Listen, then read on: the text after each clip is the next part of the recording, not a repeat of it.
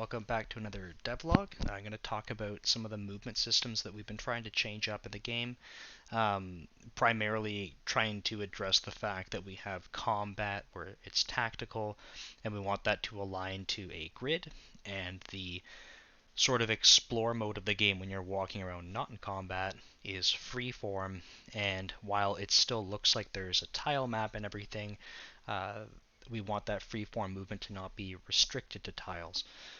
So I'm going to kind of showcase what I mean by that. So I'm going to start the game off here, and you can't see my fingers, but I'm going to be using WASD to move around. I'm going to start with that, and this is going to be in the explore mode, so again, not in combat. And what you can see is that I'm able to obviously move in these different directions, but it's not actually restricted to any of the tiles that are on the map. And just to kind of prove that, now that I have these actual cells drawn on for the map, you can see that I can move, um, you know, at any part along here and stand. Like right now, I'm in between four tiles, right? So that was one thing we wanted to be able to keep in our Explore mode, was this freeform movement. It just feels a lot better. Personally, there's no reason in our game where we need to be restricted to individual tiles while in Explore mode. The other way that we can move around is not only with WASD, but also with mouse clicks. And you'll see that this funny looking line is showing up. This is just for debugging, so we can see the path that the actor is going to walk along. And basically, we're facing like this A-star pathfinding algorithm. I had basically implemented it. It was busted, and that was the sort of motivation for getting this movement system figured out again. So I went back to fix it, but realized for the freeform movement, it didn't feel great to have A-star pathfinding working because it wanted to align the movement to individual tiles. So if I wanted to, say, go down to this chest that's in the bottom left here, it would force me to go to each individual tile along the way, and it felt pretty artificial to get down to here versus just kind of like taking a nice smooth shortcut. So currently opted to just kind of go click to move in a straight line. It feels a little bit more natural right now. And personally, when I'm playing games like top-down role-playing games or isometric role-playing games, I kind of do this behavior where I click repeatedly as it's walking. And right now that kind of feels like a good balance.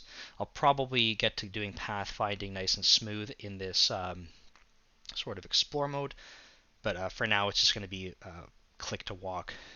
Currently there's a little bit of a bug where it's a bit of an animation glitch where as I'm clicking repeatedly, you can see that the actor has this funny animation glitch. So we'll end up addressing that probably in the short term, but the pathfinding is going to be something that comes a little bit later.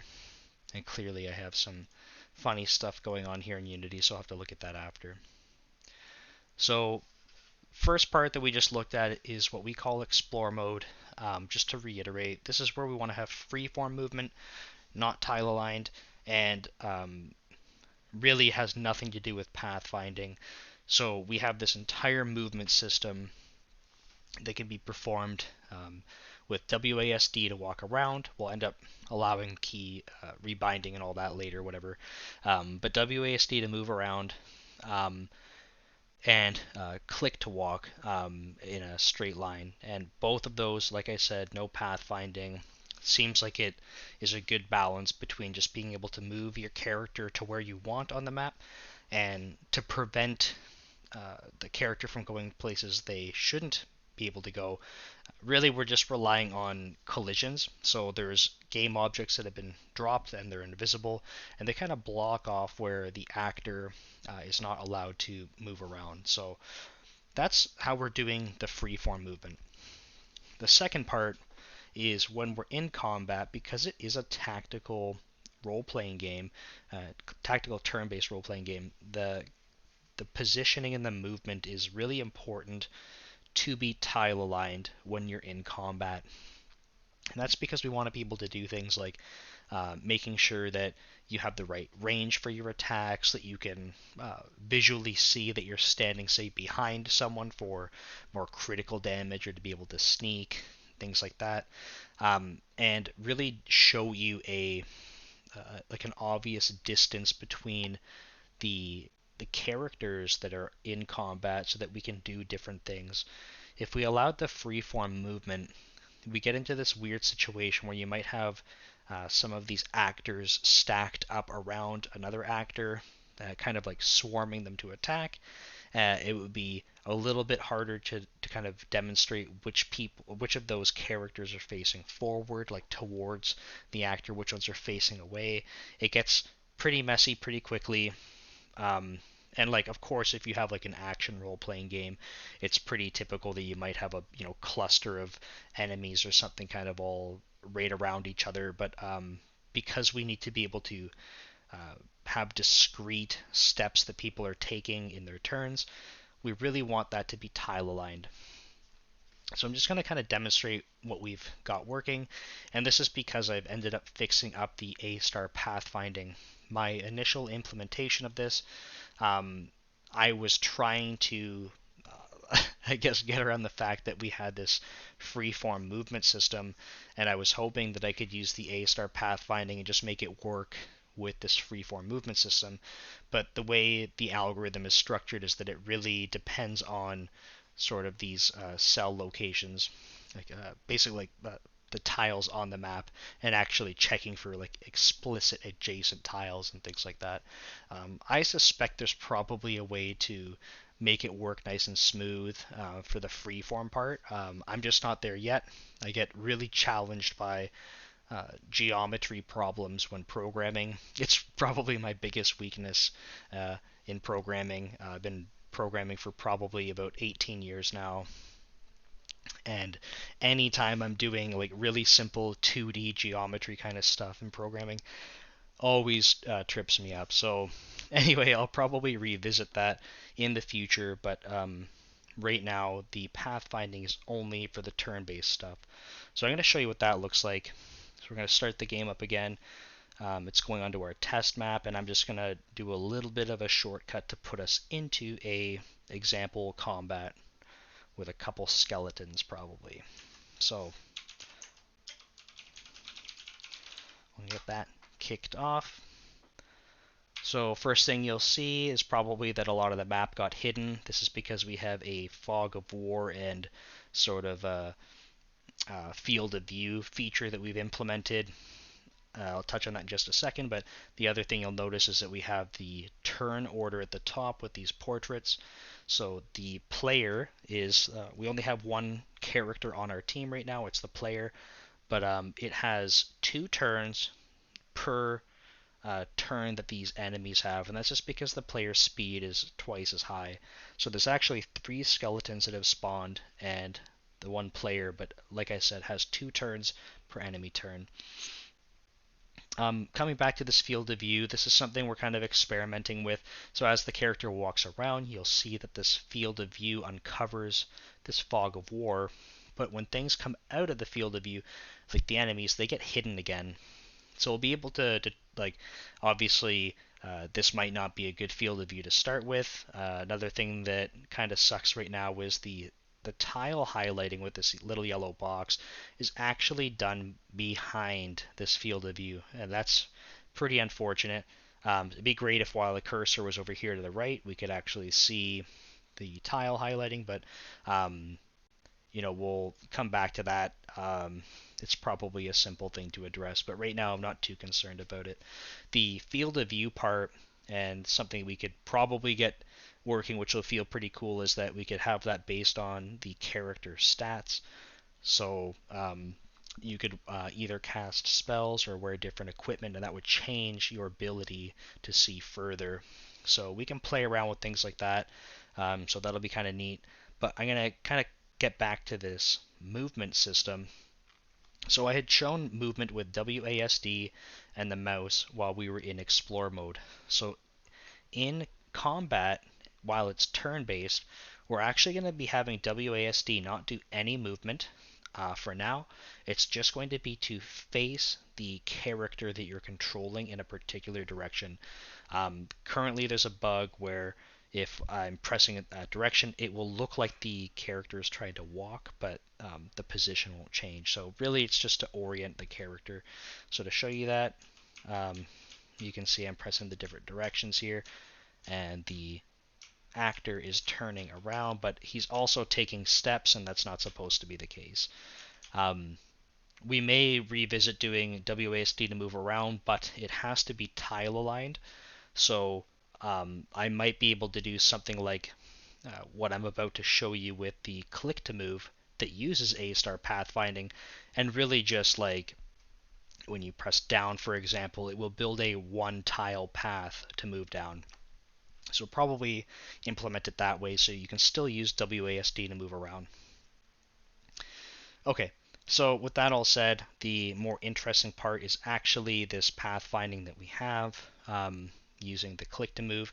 So in explore mode, it was basically you click somewhere and your actor will walk in a straight line to that point. While we're in this mode, it's actually going to pathfind, and you'll see that it creates a path. And as I walked, you can see some of this map was uncovered. This skeleton is now visible. There's a bit of this sort of artifact of the field of view moving. It's kind of distorting where we were walking. It's supposed to just be a little bit darker, but for some reason right now it's actually having this bit of an artifact problem, so I'll have to revisit that. But basically just wanted to show the functionality there. So if I, and another thing to call out right now, I have like unlimited movement on my turn, so I can kind of go wherever I want. But you can see this visual path being built, and skeleton just went out of the field of view, this circle here. So he's invisible. If I move over one, now visible. I'm going to click over here, and my character is going to walk around the skeleton. Right? There's another skeleton too, so I can click here. If I click directly on the other side of the skeleton, he will create a path around that skeleton. Currently, there's a bit of a bug where the pathfinding does allow you to walk on an angle, but you'll notice my character is not walking in angles around the skeleton. That's something I just filed a bug for. I think what's happening there, it's kind of an interesting problem actually. The individual actors have a size of 1 by 1 on them, and what that's causing is this entire tile that the skeleton is standing inside of appears to be completely occupied. So when we draw a ray from this cell that I'm standing in to say this one above the skeleton, that ray is crossing this intersection where my cursor is, so the top left of the skeleton and the top right of where the character is. That ray is passing right over that point, and then it's saying, oh, I'm colliding with the skeleton. But visually, when you and I look at this, we can see that there's nothing actually blocking me standing, like my character standing in this particular tile to above the skeleton. So, a quick fix to that is just making sure that things like these actors don't have a size of 1 by 1, because that's not actually representative of the size. The other thing, though, is if I do end up having, say, I don't know, some type of building or something that takes up a full tile, I still probably want to support that angled movement. So we have to do something a little bit more intelligent about not intersecting at a single point like that. So I don't yet know how I'm going to address that, but that's something to follow up with. So just to kind of illustrate again, the pathfinding does work to walk around your enemies, but it will not currently go on an angle. So I would expect that I could click here and he would just go on an angle, but currently not the case. Okay, so that's neat, but how about if the skeletons need to pathfind to come attack me? So I'm going to, the animations are going to look kind of crappy, but I'm going to use up 2 turns, because I have 2 turns, and then we'll watch the skeletons come chase me. So First attack at nothing. He's casting a spell. That's just the animation playing for that. And I'll do it one more time, and you'll see these skeletons come swarm me and cast a spell at me. So I'm going to run away from them because I'm afraid, and I'm going to use up my 2 turns again by casting one spell and another spell. And you'll see, oh, I get another turn.